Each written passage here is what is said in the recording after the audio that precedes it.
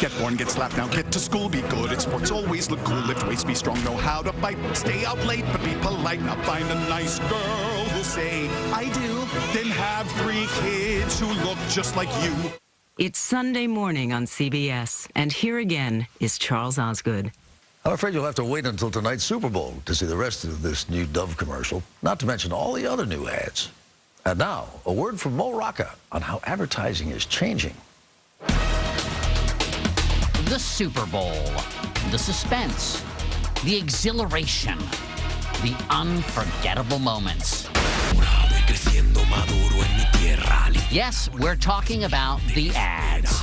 Play for it. Could you do a big job for me?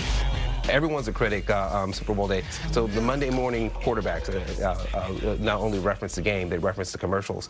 And They're not just Monday morning quarterbacks, they're Monday morning ad executives. They are, exactly. Frank Cooper is a senior vice president for Pepsi, which has been scoring big on Super Bowl Sunday for more than 2 decades. But sleep won't come.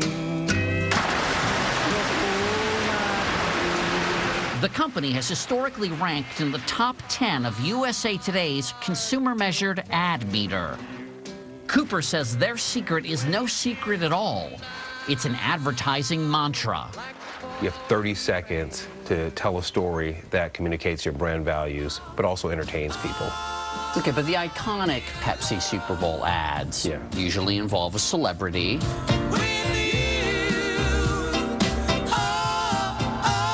Or an animal. Pepsi, Generation Next. Pepsi has been running with that game plan. Pepsi, for those who think young. Reaching more than 90 million people in recent Super Bowls, which makes their new strategy all the more surprising. For the first time in 23 years, Pepsi won't be advertising its drinks on TV during the Super Bowl. Are you nervous?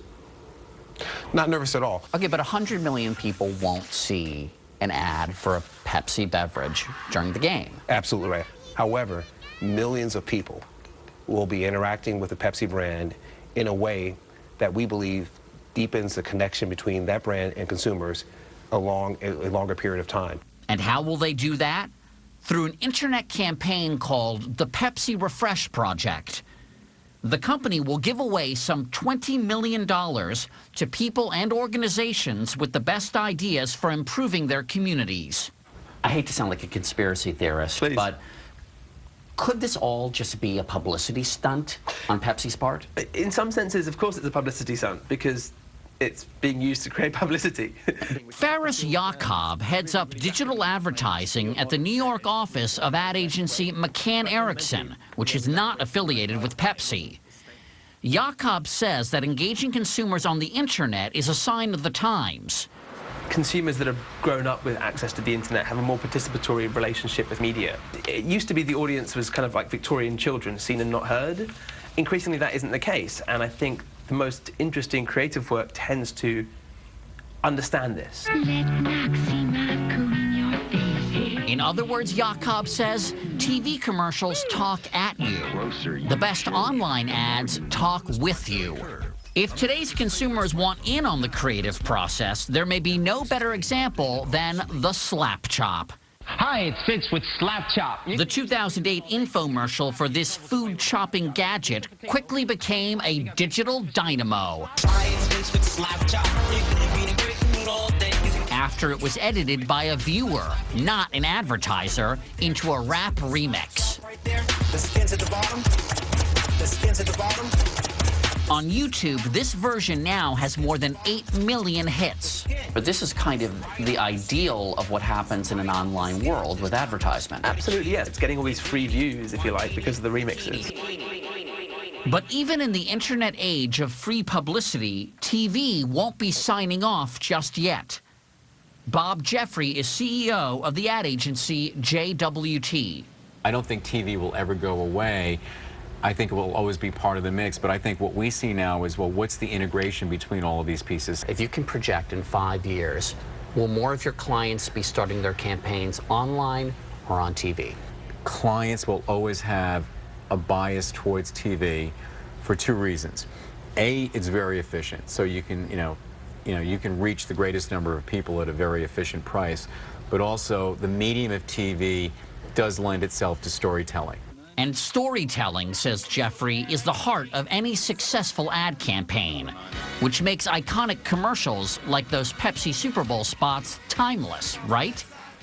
To find out, we assembled 4 members of a demographic advertisers covet: college students. These from New York University. It's a very big one. We started by showing them this 1984 spot for Wendy's hamburgers. Where's the beef?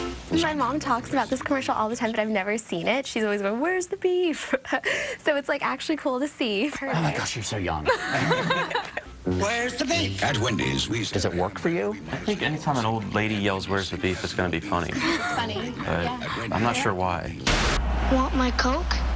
As for this 1979 Coca-Cola classic starring Mean Joe Green, our focus group wasn't drinking the Kool-Aid.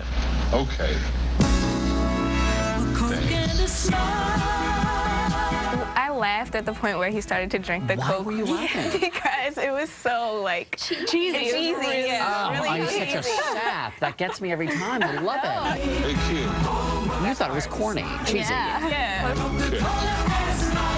And sometimes sarcastic commercials itself work for us because that's our humor, or that's my humor. That's what I like to relate to. We're Coke brand managers. Which may explain why this 2009 Coca-Cola satire of that same ad, where brand managers show up and get tackled, played much better with our group. Hey, kid. Cats. Da, da, da, da, da. It was amazing. That was great. You love that it totally ripped apart the old ad. Yeah. Loved it. I think younger consumers are probably more cynical because they've had more exposure to marketing. So I think you have to be even more irreverent in how you appeal to them. So advertisers have to think about not only where to show their ads, but also, perhaps more than ever, what's in them. Which means these days, it's doubly difficult for them to score. The rules of how to sell products are all changing, and you have to embrace the change and go with it, or else you become roadkill. You've come this far, and it wasn't a breeze. You can take on anything, of course you can, because you're a... Allez punir là. We can't be holding. On peut pas faire de holding. Sauter offside. Coming up, le football. Il faut qu'on joue.